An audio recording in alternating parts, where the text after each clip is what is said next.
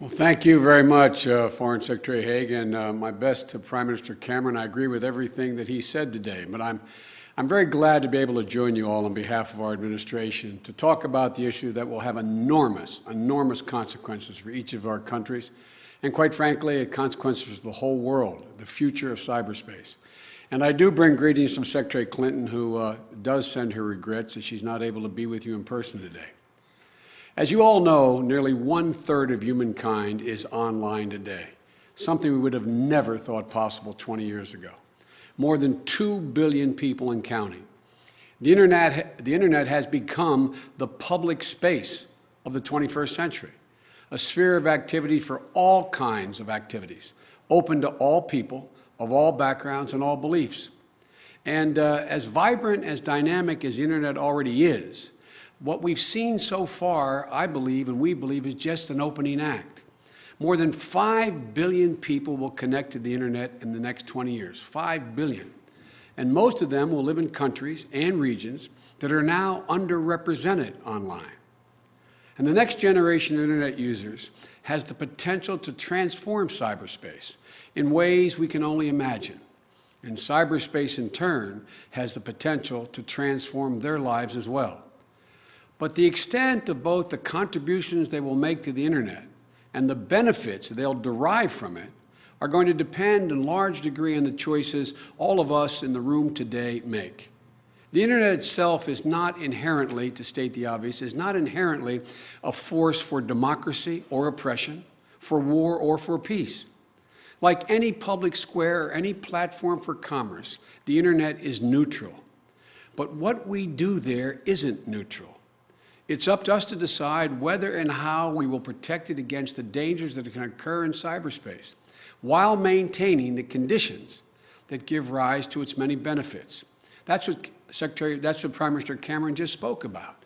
And today, I'd like to explain briefly where the United States stands on key issues regarding the future of cyberspace. First, which approach should we take for ensuring that the internet itself continues to be secure, open to innovation, and interoperable the world over? Secure enough to earn the trust of our people, reliable enough to support their work. And secondly, how do we achieve security for nations, businesses, and people online without compromising the openness that is the internet's greatest attribute? It seems to us that answering these questions is a key priority for not only our administration, but for all of you assembled in the room. And to articulate our position, we laid out the international strategy for cyberspace. We know that it will take many years and patient and persistent engagement with people around the world to build a consensus around cyberspace. But there are no shortcuts, because what citizens do online should not, as some have suggested, be decreed solely by groups of governments making decisions for them somewhere on high. No citizen of any country should be subject to a repressive global code when they send an email or post a comment to a news article. They should not be prevented from sharing their innovations with global consumers simply because they live across a national frontier. That's not how the internet should ever work, in our view.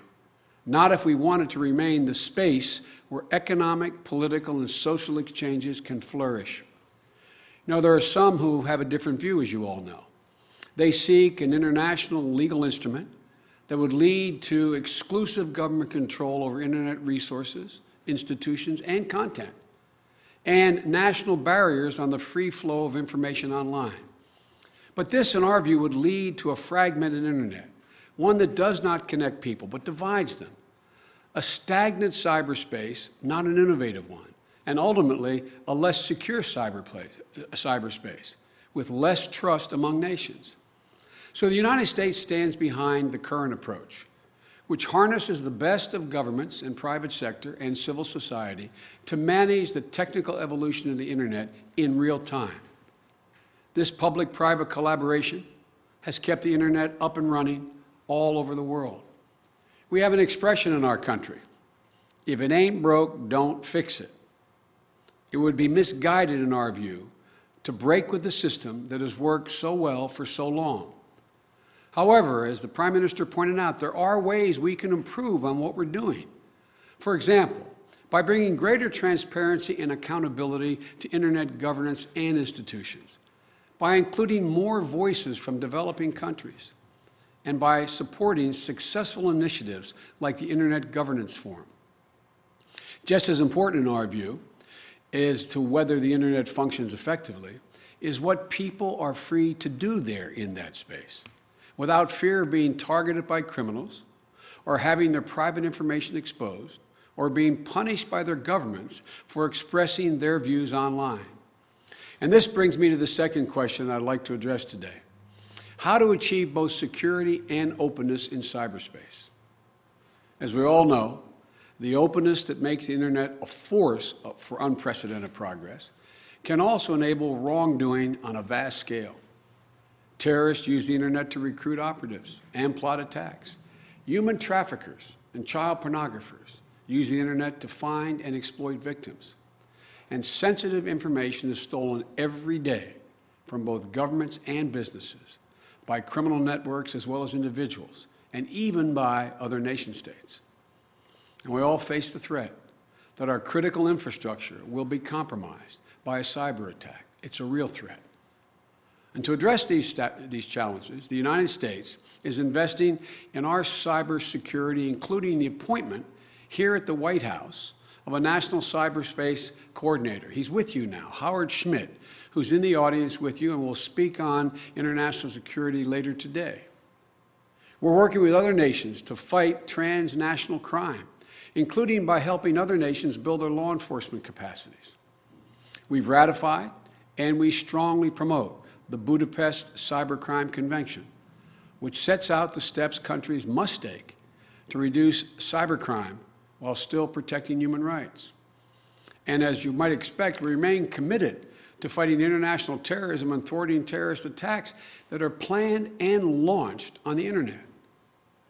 We can and we must do all of this without resorting to a false solution that rationalizes government takeover of the Internet. You know, there's no question in our view that every nation must protect its citizens against crime and attacks online as well as off. But we must do it in a manner that's consistent with our shared values. And this brings me to the concept that is absolutely fundamental in our view to any conversation about the future of cyberspace. Existing principles of international law apply online, just as they do offline, in our view. Yes, the Internet represents and presents new challenges, but to resolve them, we don't need to start from scratch. International law principles are not suspended in cyberspace. They apply there with equal force and equal urgency. Take, for example, the threat of cyberspace conflict between states. For more than a century, the global community has worked to develop rules that govern conflicts among nations, including concepts of proportionality and distinction between combatants and civilians. And we've developed diplomatic methods that countries can take together to prevent war, respond to attack, and build trust with one another. So while cyberspace is a new realm, we have many, many years of hard-won understandings to guide us in this new space. And of course, cyberspace presents challenges that are different from any we've faced before, and it raises new questions. It forces us to come up with new approaches where old ones no longer suffice. Consider confidence-building measures. It's a great deal harder to assess another nation's cyber capabilities than to count their tanks, for example. The technology is dual use. Governments don't have a monopoly on it. And you can't judge the intentions of another country by looking at its force posture, So it's a challenge to identify effective confidence-building measures in cyberspace. We've got to find a way. For example, the United States is working closely with Russia to reach an agreement that would establish links between our computer emergency response teams and our nuclear risk reduction centers to build cooperation and to set up lines of communication in the event of an alarming incident.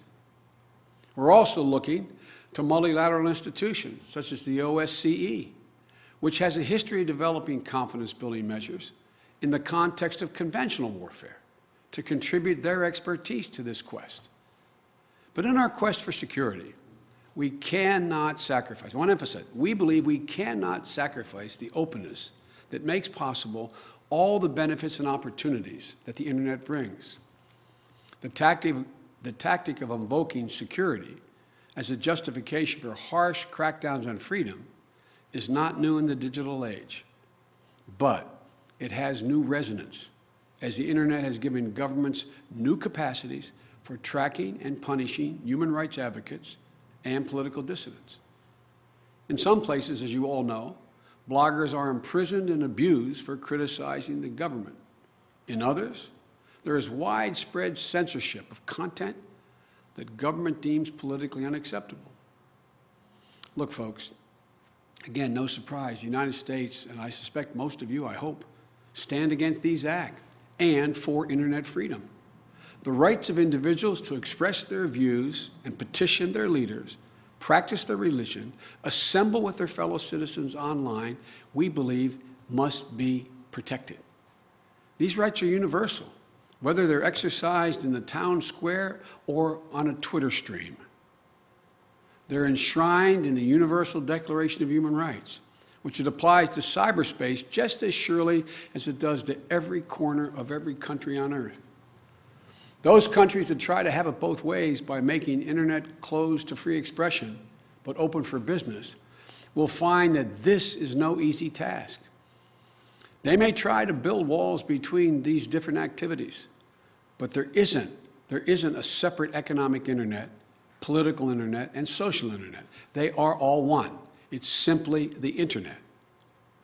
The same search engines that help customers find local businesses also point them to websites of bloggers and civil society groups, social networking sites, allows friends to share not only home videos, but also views about the political and social issues within their country.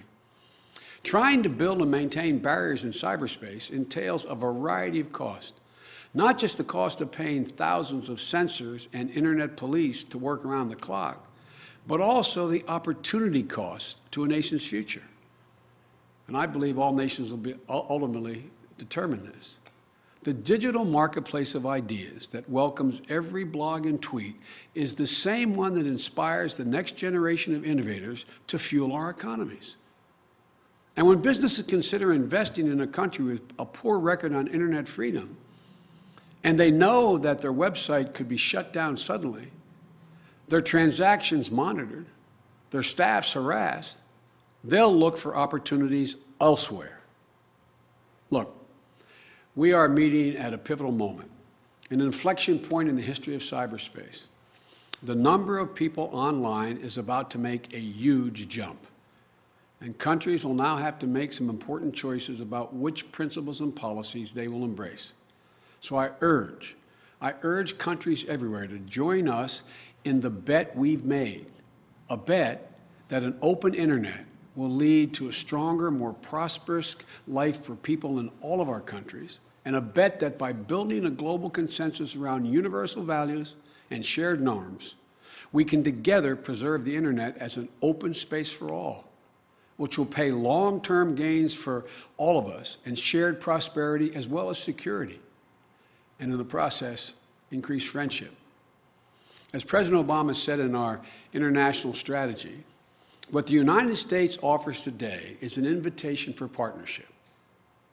We're reaching out to countries around the world, as well as the private sector and civil society, to build a consensus around the ideals that I've mentioned today: security and openness, transparency and accountability, innovation, freedom, and above all, a commitment to working cooperatively to govern cyberspace in a manner that's consistent with long-standing international principles. Folks, as we look ahead, let's remember what, in the end, we're working to achieve. We're here so that tomorrow, when a village in India opens the doors of its first Internet cafe, a school in Kenya cuts a ribbon on its new computer lab, a teenager in Guatemala writes his first blog post, and a grandfather there in London writes his first email. They will be free to explore all the benefits of the internet and all the benefits it can bring, have their lives enriched, and be part of enriching the lives of others. We're working for 5 billion people who will join cyberspace in the years ahead so that they'll be able to experience the open, free, and secure internet. For their sake and for ours, we've got to get this done. I thank you all for listening, particularly via this remote mechanism. Again, Mr. Secretary, thank you very much for your hospitality. Good luck to us all.